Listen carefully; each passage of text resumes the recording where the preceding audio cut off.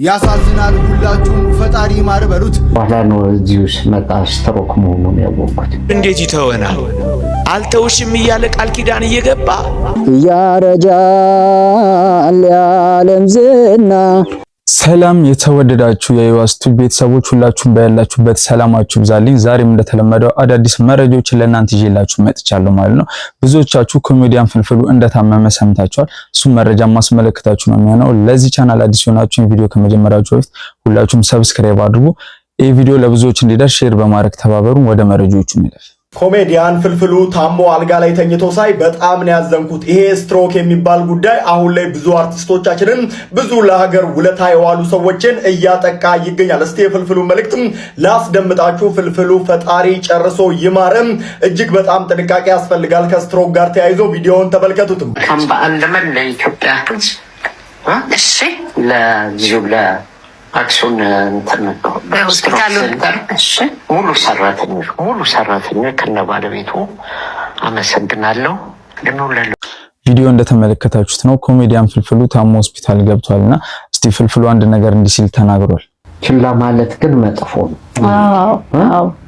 አዎ ልክ ነው። ከዛ በኋላ ነው እዚሁስ መጣ ስትሮክ መሆኑን ያወቅኩት። ስትሮክ ነው ያሉህ? አዎ። ከዛ በፊት እንዴት ነበር የጤና ሁኔታ? እንደው ቀድሞ የምታውቀው እንደው ትንሽ ነገር ስትሮክ ድንገተኛ ነው፣ ግን እንደው ተያያዥ ህመሞች ከዛ በፊት ያለው የለም። በቃ ይሄ ስትሮኩ ምንም ድንገተኛ ያዞርኝ የዛን ቀንም በቃ እኮ አትምጣ ምናምን ብለውኝ፣ ግን ሰው ተሰብስቧል፣ ኦዲየንስም አለን፣ እንግዶችም ጋብዘን ነበር አይደል? የበዓል ስራ ነው። እሱን እንትን ብዬ ከመመለስ ብዬ መጣሁኝ። ብቻ ያው እንደምታዩ ነው የሆነው። ለነገሩ በአንድ በኩል ሁሉም ሰው ተረባረበና ወደ ሕክምና እንዲመጣ አደረገው። እቤት ከሚሆን ይሁን እንደው በጓደኞች እጅ ያሳሳቁ። ለነገሩ እነሱ ሳይሆኑ አንተ ነህ የምታስቃቸው የነበረው አሉ። እሱ ነው የሚያዝናናን። እንደዛም ሆኖ በጣም በረከት የሚገርም ተፈጥሮ ነው ያለው። እንደዛም ሆኖ ያስቀራል። እንዲሆኑ አሁንም እዚህ ያለ እንደምትፈልጉለት ማለት ከዚህ በፊት ሌላ ሕክምና ነበረ እና ተመርምሩት የሆነ ሕክምና ሰጡት። ከዛ ሂሳቡ ትንሽ ብዙ ሆነ። በቃ ብሩን አምጡትና በሽታዬን መልሳችሁ ስጡኝ።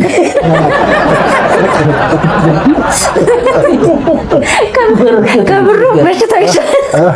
ሌላ ቦታ እኮ ሄጄ ነው እንደሚሰንዳደ። አዎ ከዛ ምንድነው ምናምን ሰደ።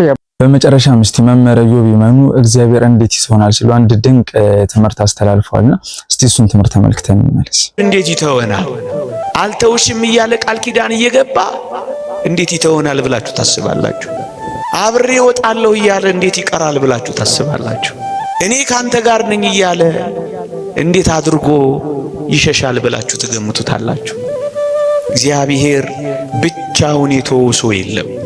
እግዚአብሔር ብቻውን የጣለው ሰው ከቶም ቢሆን በመጽሐፍ አላየንም፣ በአባቶቻችንም አልሰማንም። እኛ ነን ብቻችንን ይሆን እየመሰለን የተሸበር ነው። እኛ ነን ብቻችንን ይሆን እየመሰለን የደነገጥ ነው። እኛ ነን ምን ዱብዳ የደረሰብን እየመሰለን የታወክ ነው እንጂማ እግዚአብሔር ፍጥረቱን ረስቶ አያውቅም። እግዚአብሔርን ጥላ ጋሻ ካደረጋችሁ እመኑኝ ምንም ባይኖራችሁ እግዚአብሔር ያኖራችኋል።